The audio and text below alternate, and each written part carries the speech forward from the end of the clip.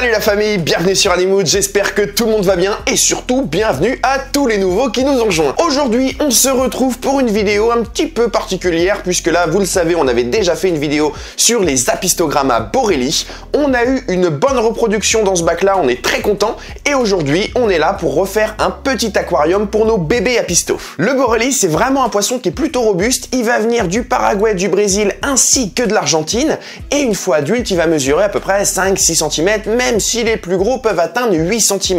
Son espérance de vie, elle est assez longue puisqu'elle va atteindre, allez, on va dire 5-6 ans en moyenne, même si depuis quelques années, les poissons vivent beaucoup plus longtemps puisqu'on les maintient beaucoup mieux, donc je peux pas vraiment vous donner d'espérance de vie bien fixe. Par contre, c'est un poisson qui est très territorial, en particulier avec ses congénères. À titre d'exemple, par exemple, dans notre aquarium, la femelle et le mâle, ils ont des territoires qui sont bien définis. La femelle, elle va avoir toute la partie gauche de l'aquarium et le mâle, lui, va avoir toute la partie droite du bac.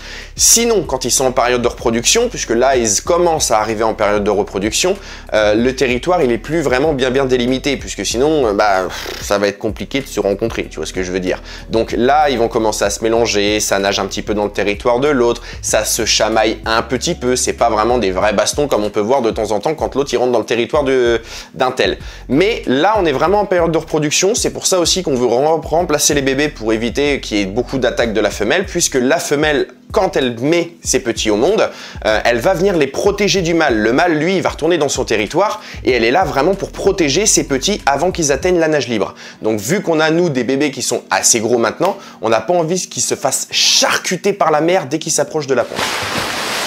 Avant de démarrer l'habitat de nos bébés apistos, j'aimerais vous faire un petit retour, un petit update de ce bac-là, puisqu'il y a eu quand même pas mal de changements depuis qu'on avait fait le TA Apistogramma. Et surtout, en fait, ça va me permettre de vous donner un petit retour sur ce type de bac, parce que je pense que ça peut être plutôt intéressant. Déjà, je pense que vous pouvez constater qu'il y a quand même un petit peu d'algues, enfin un petit peu beaucoup d'algues. Je vous dirais que c'est tout à fait normal, puisqu'on est dans un environnement où on est dans un blackwater, on essaie de les contrôler avec... Enfin, on était dans un blackwater au début, c'est plus du tout le cas maintenant, mais on essaie de contrôler les algues en contrôlant l'éclairage puisque celles-ci viennent vraiment avec l'éclairage. Au niveau des plantes, il y a eu quand même pas mal de changements puisque les plantes qu'on avait au fond, donc les Ludwija, ce genre de choses, celles-ci, elles étaient blindées d'algues filamenteuses. On les a virées. Tout simplement, on les a virés, on a mis de la Vallisneria au fond à droite, ça pousse ultra vite, c'est vraiment une pompe à nitrite ce truc, donc c'est plutôt efficace comme plante, c'est vraiment pas mal. On a aussi mis de la Lobelia au fond à gauche. La Lobelia, c'est une plante que j'aime beaucoup, ça apporte un petit peu de couleur dans votre aquarium, vous allez avoir un reflet un petit peu violet en fait en dessous les feuilles et je trouve ça carrément cool. Au niveau du sol, alors le sol effectivement, vous allez le voir, il est un petit peu crado, j'ai envie de vous dire c'est normal et c'est pas normal. C'est normal, puisque dans la nature, enfin voilà, ils vivent dans un milieu où il y a très peu de courant. Donc s'il y a peu de courant, il y a peu de brassage du sol. S'il y a peu de brassage du sol, il y a forcément beaucoup d'encrassement de celui-ci. Et c'est pour ça que je vous dis que c'est un petit peu normal. Maintenant, si c'est pas normal, c'est qu'aujourd'hui, on pourrait venir le nettoyer avec un tuyau bien spécifique, etc. Sauf qu'aujourd'hui, c'est très compliqué de le faire, puisqu'on avait mis en fait pas mal de petites branches, des petits fruits à l'intérieur. Et tout ça, en fait, ça vient énormément nous désavantager quand on veut venir essayer de nettoyer le sol. Je vous assure, on essaie de le faire un maximum. Si on le faisait pas, on verrait même plus le sable. Donc c'est vraiment important d'essayer de le faire. Mais je vous le dis, avec ce genre de choses que vous mettez dans votre sable, le nettoyage devient tout de suite beaucoup plus compliqué. Donc ce genre d'aquarium, pour moi, à mon estime, voilà, mon estime personnelle, je trouve que c'est un aquarium qui est très intéressant à maintenir. Par contre, ce type de bac pour un débutant, le poisson lui peut correspondre à un débutant, il n'y a pas de souci.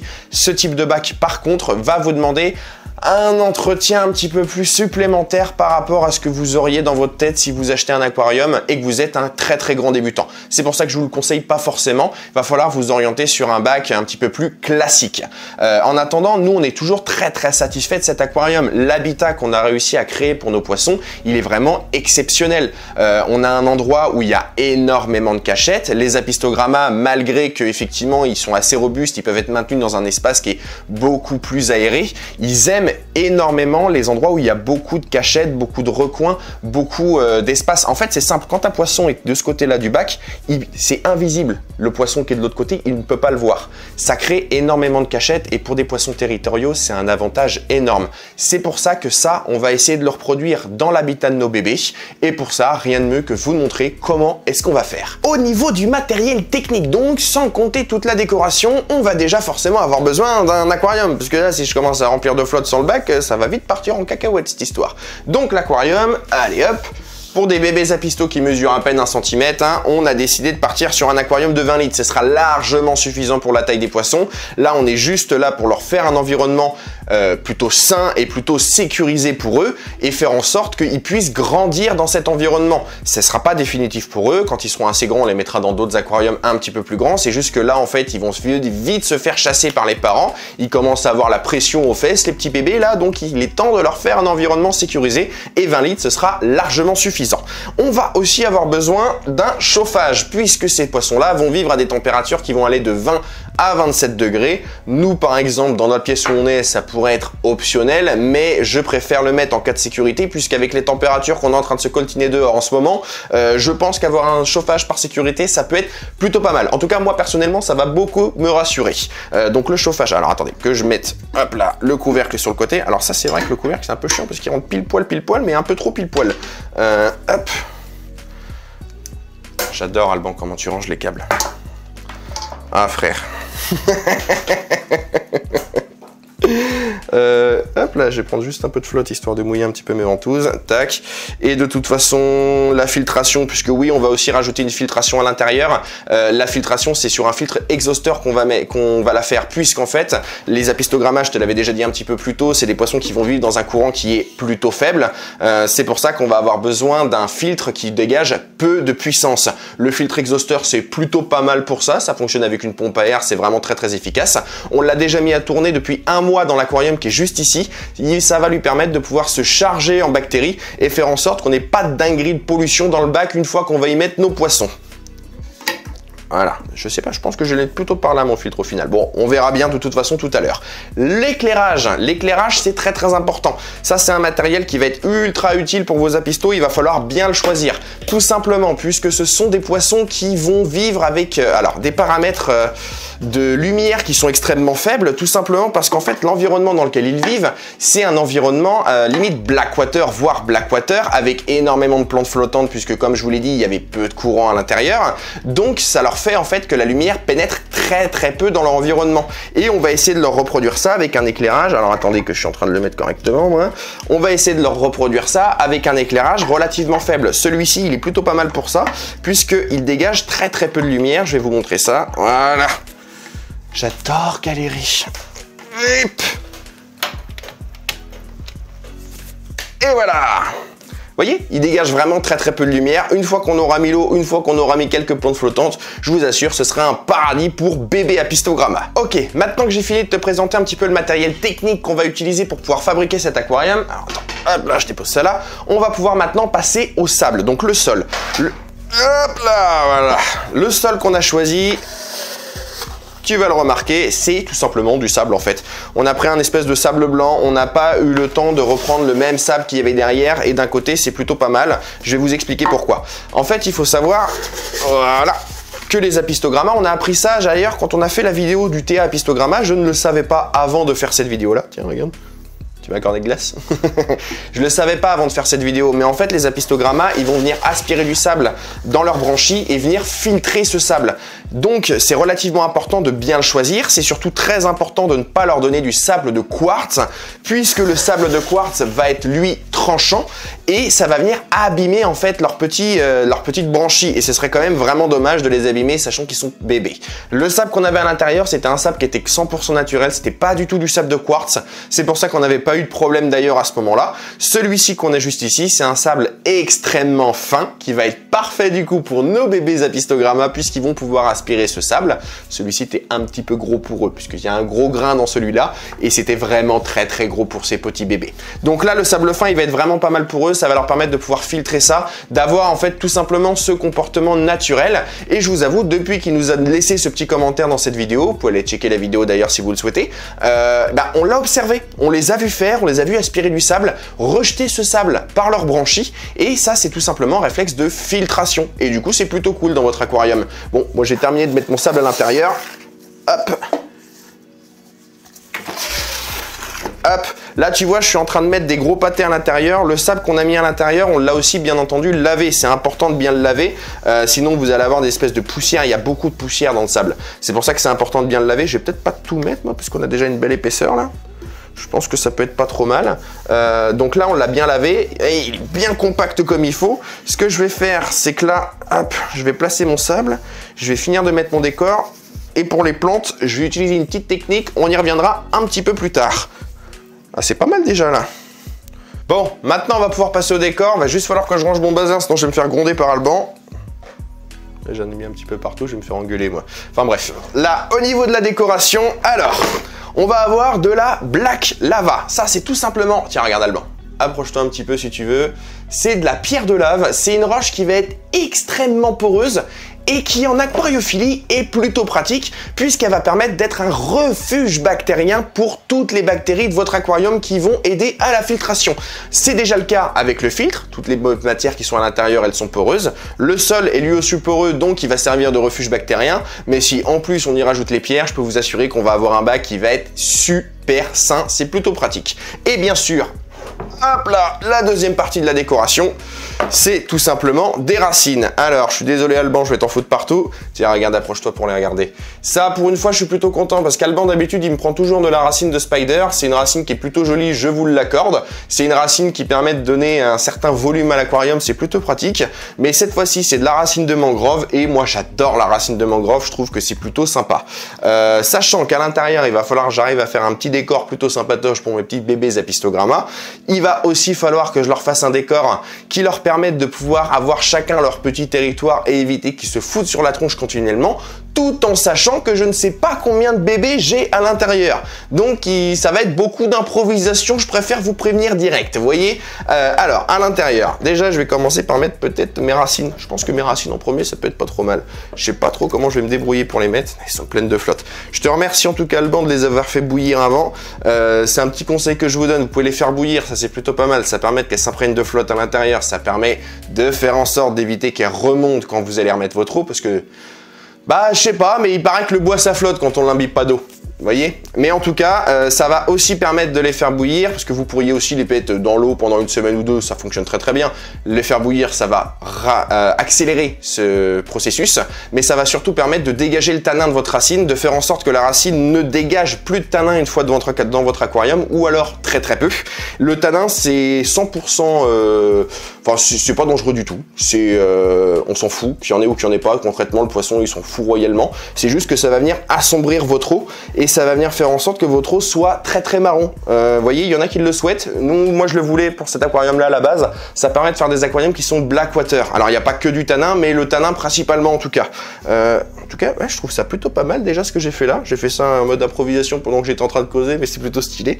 Je vais mettre un petit peu de roche black lava. Je sais pas si je vais tout mettre par contre, parce que j'en ai vraiment beaucoup à l'intérieur. Tiens, regarde, pop. J'en ai vraiment pas mal. Là, honnêtement, si je mets tout ça dans mon pauvre aquarium de 20 litres, il va être plein. Donc, je pense que je vais pas forcément en mettre beaucoup. Je vais peut-être juste mettre des moyennes et des petites, histoire de mettre plus en valeur mes racines que mes pierres. Hop, sachant qu'on est sur une couleur plutôt noire, c'est plutôt pas mal. Une heure plus tard... Bon, maintenant que j'ai fini à peu près mon décor, je vais juste vérifier la stabilité, puisque là on est quand même sur deux belles pièces. Ça va permettre de faire en sorte que ceux qui se planquent là voient pas forcément ceux qui sont là et vice versa.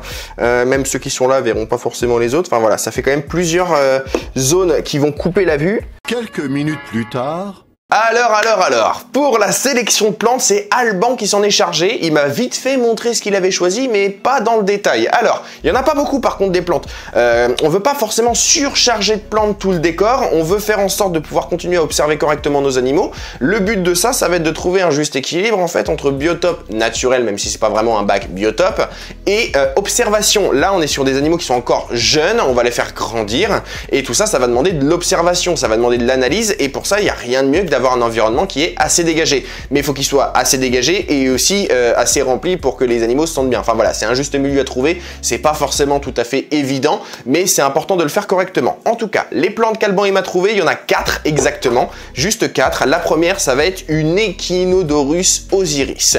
Une plante qui est relativement grande, qui va pousser très rapidement. C'est une pompe à nitrite ce truc, mais qui par contre prend rapidement beaucoup de place. Peut-être qu'à l'avenir, il va falloir qu'on la remplace. C'est sûrement d'ailleurs, ça va sûrement être le cas, hein, je préfère vous prévenir direct.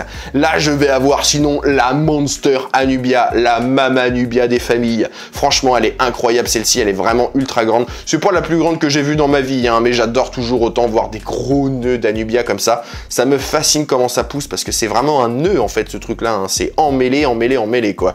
Donc ensuite, je vais avoir une petite Bucephalandra pour rester dans la famille des plantes épiphytes. Bucephalandra Green Velvet. Ouais, il y a plein d'espèces de Bucephalandra. C'est un petit peu comme pour les Anubia, mais il y en a quand même vachement moins chez elle.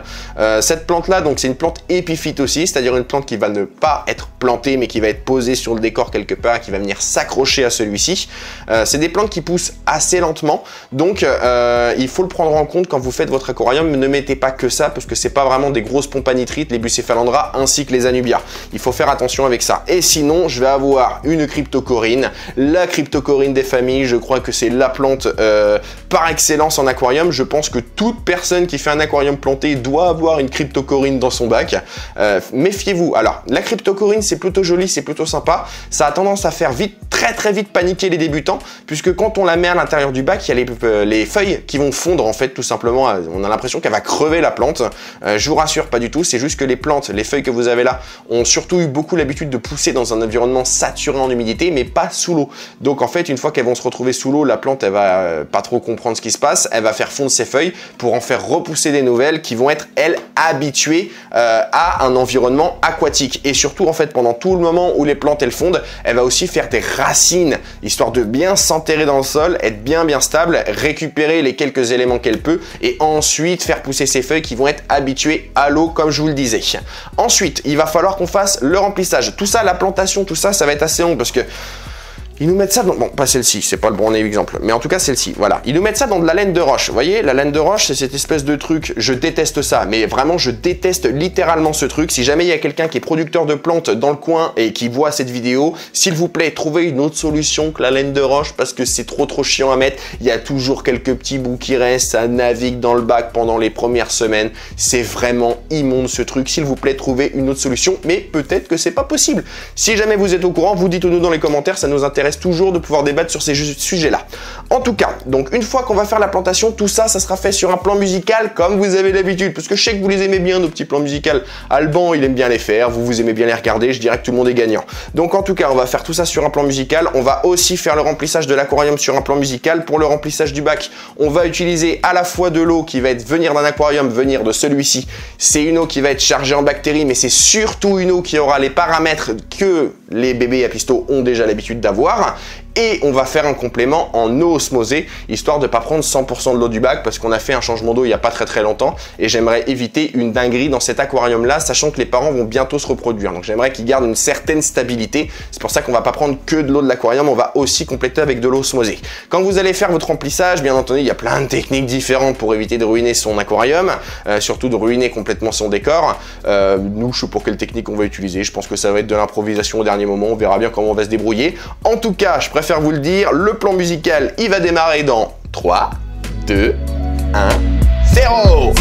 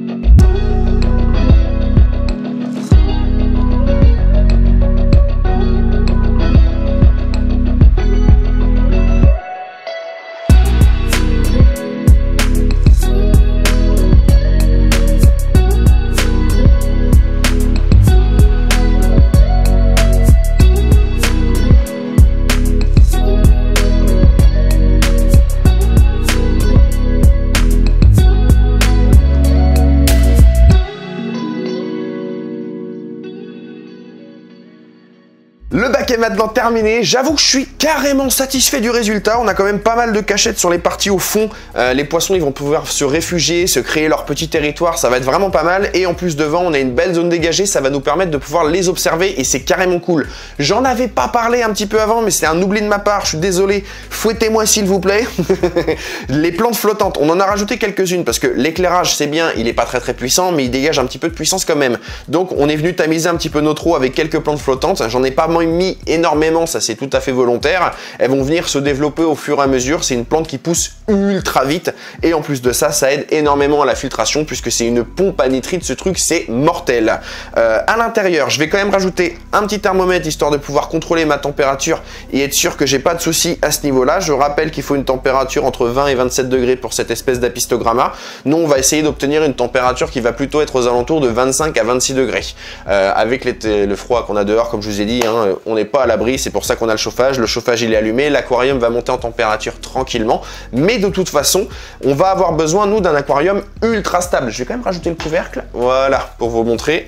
Donc ça, c'est le couvercle de base qui est mis, c'est pas vraiment une nécessité, c'est plus par sécurité. Ça reste des poissons qui sont chasseurs, donc ils peuvent monter. On a pas mal de drosophiles qui se baladent et si jamais ils viennent en chasser une à la surface, eh ben, ils peuvent sauter du bac. Donc par sécurité, on va mettre un petit couvercle. Comme je vous disais, par rapport à l'aquarium, qu'il faut qu'il soit stable. Notre aquarium, on va accueillir des bébés à l'intérieur. Il va falloir qu'ils grandissent dans un environnement qui soit sain. C'est pour ça qu'on a besoin d'énormément de stabilité. Pour ça, on va partir sur un cycle de l'azote qui va durer au moins 1 mois avec énormément de contrôle dessus. De toute façon, si tu veux en savoir plus sur le cycle de l'azote, tu peux aller regarder notre petite vidéo dédiée du bac école épisode 1 en cliquant juste ici.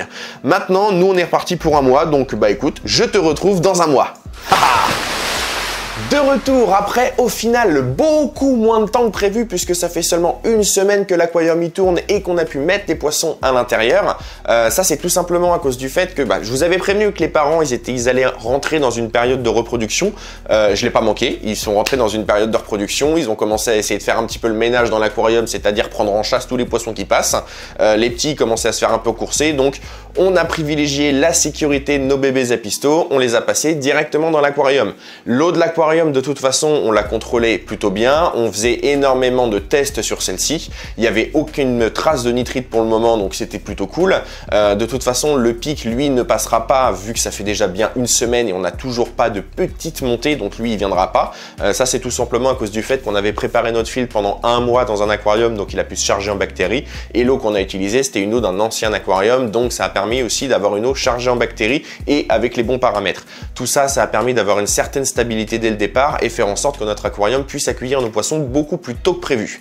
Je pense que de toute façon, vous avez un petit peu l'habitude dans toutes les vidéos aquariophilie qu'on a fait. C'est une technique que je conseille pas forcément aux débutants. Faites vraiment un truc bien classique comme il faut. Nous, on est plutôt expérimenté. On va pouvoir se le permettre de faire cette technique-là. Si vous êtes débutant, ne le faites pas. Par rapport au nourrissage de ces poissons, on va parler un petit peu du nourrissage des poissons. Ces poissons-là, donc les apistogramma, borelli, même tous les apistogramma de base, c'est des poissons qui vont se nourrir de beaucoup de micro-organismes dans leur environnement. On va pas forcément avoir besoin de les nourrir tous les jours directement. Vous pouvez le faire, hein, ça vous permet de développer une certaine interaction avec vos poissons. Mais si vous voulez les observer et avoir un comportement relativement sauvage, vous allez pouvoir les nourrir très peu et ils vont trouver tout ce dont ils ont besoin directement dans leur aquarium. Nous, les nôtres, par exemple, les mâles, on doit les nourrir peut-être 2 à 3 fois par semaine maximum et ça se passe très bien. Ils sont en excellente santé, on les voit, ils sont tout le temps en train de se nourrir dans le bac et c'est plutôt cool. Les petits, on va suivre exactement la même chose. On va peut-être augmenter un chouïa la fréquence de nourrissage, histoire de pouvoir peut-être développer un petit lien avec eux. C'est encore en réflexion, c'est pas sûr qu'on le fasse. Peut-être on va rester sur la même lancée. En attendant, on le voit bien, ils ont bien exploré leur environnement, ils commencent à se nourrir directement des micro-organismes qui sont développés à l'intérieur. Vu qu'on avait pris de l'eau d'un ancien aquarium, il y avait déjà des micro-organismes qui se sont implantés à l'intérieur. Ça évite de partir sur un développement qui part de zéro. Ça, c'est plutôt cool aussi. Et par rapport au nourrissage, donc nous, quand on vient les nourrir, c'est avec des petits granulés. J'en ai pas autour de moi, c'est pas grave. C'est avec des petits granulés pour poissons. C'est de la marque More, donc c'est une marque qu'on trouve à Maxi Zoo. Et en fait, le grain, celui-ci, il est un petit peu gros. Donc ce qu'on fait, c'est qu'on vient les réduire littéralement en poudre. On fait ça de manière très localisée et très peu, juste au-dessus d'un poisson, histoire qu'il voit qu'il y a de la bouffe qui lui tombe sous le nez et qui viennent remonter. Et si on les réduit en poudre, c'est parce que vu que nos poissons, ils font 1 cm, 1 cm et demi, ils vont avoir besoin de pouvoir se nourrir de petites choses. Donc on va les réduire en tout petits grains et comme ça ils vont pouvoir se nourrir tranquillement. Ça leur évitera de galérer pendant 2 minutes à bouffer juste un seul petit grain de paillettes, de granulés pour poissons. Dernière petite chose que je voulais vous parler par rapport à cet aquarium qui n'a pas forcément spécialement à voir avec le nourrissage, c'était la cryptocoryne. Voilà, on a l'exemple parfait. Je vous en avais parlé que la plante allait fondre, les feuilles allaient fondre pour pouvoir s'enraciner et se redévelopper encore mieux plus tard. On est typiquement dans le cas classique. Là, la cryptocoryne, elle a littéralement complètement fondu. On voit les feuilles, elles sont complètement raplapla. Donc là, elle est en train de refaire ses racines. Il faut bien par contre retirer les feuilles qui sont complètement fondues. Ça évitera d'avoir un développement d'azote dans votre aquarium et faire en sorte que celle-ci se développe en nitrite et en nitrate. Mais en tout cas, retirez les feuilles dès que vous voyez qu'elles sont complètement fondues. Donc là, notre plante, elle va s'enraciner, elle va refaire des nouvelles feuilles plus tard et elle va être incroyablement belle après, je vous le promets. En termes d'entretien, cet aquarium, il va pas spécialement demander beaucoup plus de choses qu'un autre aquarium classique. Il va juste demander peut-être un peu plus d'observation étant donné qu'on est là pour faire grandir nos bébés dans un environnement sain, donc forcément il va falloir qu'on les observe peut-être un petit peu plus que les autres. Mais sinon en termes d'entretien, c'est la même chose. Il va falloir nettoyer les vitres dès qu'il y a des algues qui sont dessus. Le sol, je vais pouvoir venir le nettoyer avec un tuyau spécial si jamais je vois qu'il s'en casse un petit peu trop, même si normalement dans un aquarium d'Apisto ça devrait aller puisqu'ils vont venir filtrer le sol comme je vous en avais parlé un petit peu plus tôt dans la vidéo. Quand je vais venir faire un nettoyage de ma partie filtration, alors là je suis sur un filtre exhausteur qui va avoir 2 mousses, donc ça c'est plutôt cool parce que du coup quand je vais vouloir venir nettoyer mon filtre, je vais prendre qu'une seule mousse sur les deux, la venir l'essorer dans l'eau que je vais utiliser pour faire mon changement d'eau et je la remets directement à l'intérieur. Donc attendez, je répète pour faire avoir le bon ordre. Je prends de l'eau, je l'aspire dans un seau, je récupère une mousse sur 2, je la mets dans l'eau, je l'essore un petit peu, je la remets dans mon filtre. Voilà, qu'on fasse pas ça avec l'eau que vous allez remettre directement dans l'aquarium parce que là, ça va être catastrophique. Vous allez avoir un aquarium immonde. C'est un aquarium relativement classique. Il va aussi falloir faire un petit peu de taillage de plantes. On n'est pas sur des plantes qui vont avoir une pousse qui est extrêmement rapide, mais je pense qu'une fois par mois, voire une fois tous les 2 mois, on va devoir faire un petit peu de taillage à l'intérieur. Les changements d'eau sur un aquarium de 20 litres, de toute façon, je vous conseillerais toujours de les faire une fois toutes les 2 semaines, le temps qu'il se stabilise. Et une fois que votre aquarium est plutôt stable, vous le faites une fois tous les mois, ce sera largement suffisant. On a un couvercle nous sur le dessus, donc en termes d'évaporation de l'eau, ça devrait aller. On va pas avoir besoin de compenser avant 1 mois, donc c'est plutôt cool à ce niveau-là. Merci la famille d'avoir regardé cette vidéo. Cette fois-ci, on a fait un petit bac juste pour nos bébés Apisto, pour les faire grandir tranquillement. Moi, je suis plutôt satisfait de l'aquarium qu'on leur a fait. Ils ont pas mal de cachettes différentes. On voit bien qu'ils explorent un petit peu tout leur environnement et ça, c'est carrément cool. Je suis ultra satisfait. Vous pouvez vous abonner à la chaîne si vous voulez encore plus de contenu de ce genre, si vous voulez des vidéos encore de meilleure qualité, alors appuyez sur le bouton s'abonner, venez rejoindre notre grande famille. Vous pouvez même nous rejoindre sur les réseaux Instagram, TikTok, Facebook pour avoir des vidéos et des photos de tous les animaux qu'on a au studio. Et comme d'habitude, si jamais tu as envie de nous soutenir un petit peu plus, de nous aider à entretenir nos animaux, à les alimenter correctement, à créer de nouveaux projets de vidéos de dingue, et bah écoute, rends-toi sur notre boutique en ligne, commande-toi ton produit préféré avec ton design préféré, passe ta petite commande et t'inquiète, nous on va être là derrière pour faire des vidéos de meilleure qualité avec tout l'argent que vous investissez dans notre chaîne. Un énorme merci la famille, je vous retrouve de toute façon la semaine prochaine, dimanche 11 h. C'était Matt sur Animood, je vous fais des bisous, ciao!